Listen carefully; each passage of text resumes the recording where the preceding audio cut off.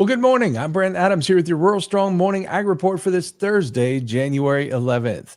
Taking a look at the headlines this morning, a new poll from AgriPulse and Strativation Group finds farmers and ranchers support electing Donald Trump to another term as president.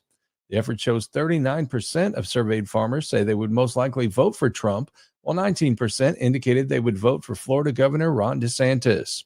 Just 8% of surveyed farmers say they would vote for President Joe Biden. Of the 605 farmers that participated in the survey, 61% identified as Republicans, with 45% of that group favoring Trump. 10% of the survey participants identified as Democrats, with 62% of those farmers supporting Biden. Another 18% of farmers identified as independents. Strativation Group conducted the study between December 14th and 22nd of 2023, including farmers and ranchers from the Midwest, South, and California. The first presidential primary vote comes Monday as Republicans hold the Iowa caucus. Well, how many bushels of grain and oilseeds are being stored across the country? In just a few hours, the USDA will give us a better idea about that. Here with the details is USDA Radio's Gary Crawford. This Friday, the USDA will not only release final production numbers for this past season's major crops like corn and soybeans, but also will come out with its new look at grain stocks. That stocks report will provide the current estimate of the amount of on and off farm stocks for all of the grains and oilseeds. The amount of stocks as of December 1st. So USDA Outlook Chairman Mark Jekanowski says, in some sense, that can be viewed as our beginning stocks, those volume of commodities that were harvested this fall that went into storage and will be marketed over the rest of the course of the marketing year. Mark's Outlook Group will then be forecasting how that marketing will go for the various crops, including forecasts for such things as exports and prices. All of this information to be released this Friday, noon Eastern Time. Gary Crawford for the U.S. Department of Agriculture. Well, one deal wasn't enough. It will likely take a second deal to avert a January 19th shutdown of the USDA and other federal agencies. The good news of a handshake deal by the two top leaders of the House and Senate on a total spending figure for the rest of the fiscal year was quickly dashed by a bigger problem, the clock. Senate GOP leader Mitch McConnell on the difficulty passing a USDA and three other spending bills by the first of two shutdown deadlines on January 19th. The simplest thing is take a week in the Senate. So I think frequently the House doesn't understand how long it takes to get something through the Senate. Where it takes 60 votes to move major bills and overcome filibusters, unlike the House that works by a simple majority.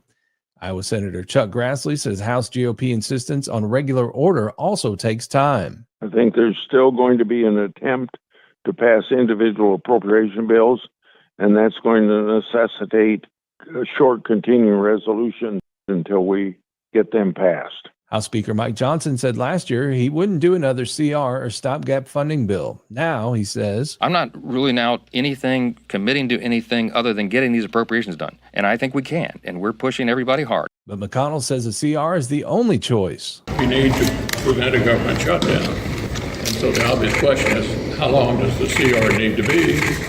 And that'll be up to the majority leader and the Speaker to determine the length of the CR. Speaker Johnson, like his ousted predecessor, is already facing a rebellion from his hard right flank, not just on more CRs, but on the lack of big cuts or social policy riders in the top-line funding deal. Well, the Federal Communications Commission plans to start winding down the Affordable Connectivity Program as funding for the effort dries up. The FCC has emphasized the need for additional funding for the program, and the White House recently made an additional funding request to Congress for $6 billion to keep the program going. With less than 4 months before the projected program end date, and without any immediate and additional funding this week, the Commission expects to begin taking steps to start winding down the program to give households, providers, and other stakeholders sufficient time to prepare.